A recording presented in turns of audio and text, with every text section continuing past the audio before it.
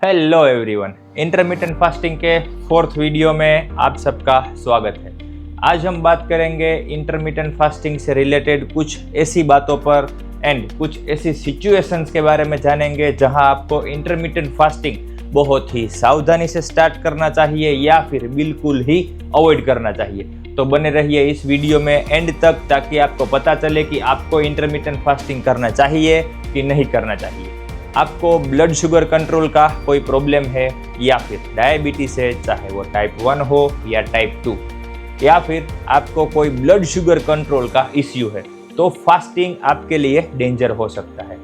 Fasting से जो insulin level है वो कम हो जाता है, उसकी वजह से ब्लड शुगर में बहुत ही ज़्यादा अप डाउन हो सकता है। वैसे तो फास्टिंग से इंसुलिन सेंसिटिविटी इम्प्रूव होती है, लेकिन जब आपकी कंडीशन स्टेबल नहीं है तब आपके लिए फास्टिंग डेंजर हो सकता है।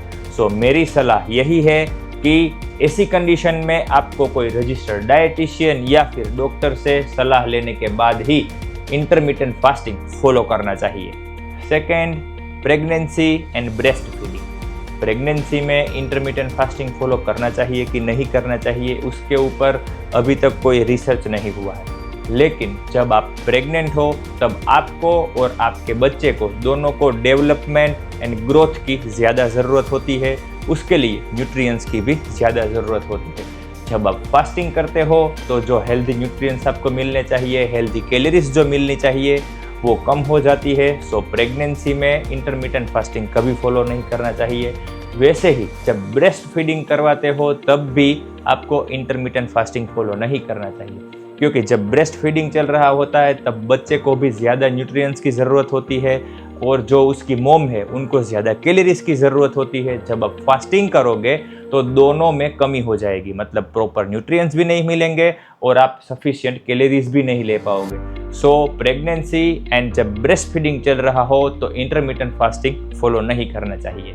थर्ड, ऑलरेडी आपका वेट कम है या फिर पास्ट में कोई ईटिंग डिसऑर्डर की हिस्ट्री रह चुकी है तो इंटरमिटेंट फास्टिंग फॉलो नहीं करना चाहिए, क्योंकि इंटरमिटेंट फास्टिंग का वन ऑफ मेन रीजन ये भी है कि वेट लॉस। इंटरमिटेंट फास्टिंग से वेट लॉस होता है, वो हम सबको पता है। सो आपका वेट ऑलरेडी कम है तो इंटरमिटेंट फास्टिंग के बेनिफिट्स आपको नहीं मिलेंगे, आपको ज़्यादा नुकसान भी हो सकता है। सो अंडरवेट लोगों को कभी भी इंटरमिटेंट फास्टिंग फॉलो नहीं करना चाहिए। वैसे ही जिन लोगों को पास्ट में एनोरेक्सिया या फिर बुलिमिया जो ईटिंग डिसऑर्डर है उनकी हिस्ट्री रह चुकी है और आप फास्टिंग फॉलो करोगे तो आपको मेंटली एंड फिजिकली ज़्यादा नुकसान हो सकता है।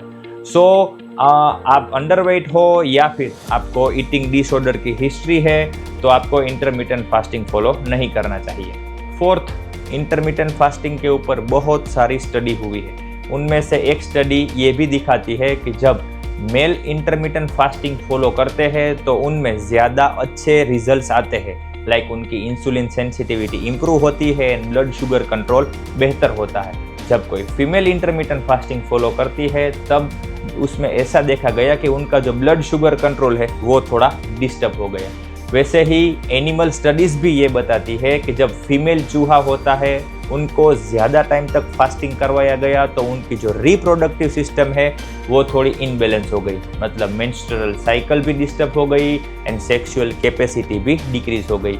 हालांकि ह्यूमन स्टडीज़ में ऐसा कुछ नहीं देखा गया, लेकिन जब वीमेन्स फास्टिंग लॉन्ग टर्म तक फॉलो करती है तब हो सकता है कि उनकी जो हार्मोन साइकिल है वो डिस्टर्ब हो सके और उनका जो मेंस्ट्रुअल साइकिल है वो भी डिस्टर्ब हो सकती है। सो वीमेन्स को ऑलवेज थोड़ा ध्यान रख के ही इंटरमिटेंट फास्टिंग फॉलो करना चाहिए। तो लास्ट में मैं यही कहूँगा कि अगर आप वीमेन हो तो आपको अपने बॉडी के रिस्पॉन्स के ऊपर फोकस करना चाहिए।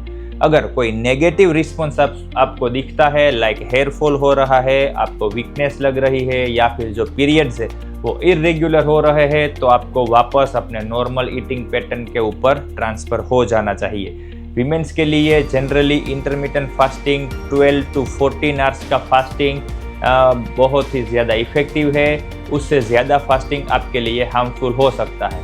और मैं ये भी बोलना चाहता हूँ कि कोई भी नया डाइट या फिर कोई भी फास्टिंग स्टार्ट करने से पहले एक बार कोई रजिस्टर्ड डाइटिशियन या फिर डॉक्टर से बात करने के बाद ही आपको स्टार्ट करना चाहिए, ताकि आपको कोई ज़्यादा नुकसान ना हो। सो अगर आपको कोई क्वेश्चन है तो आप कमेंट में लिख सकते हो।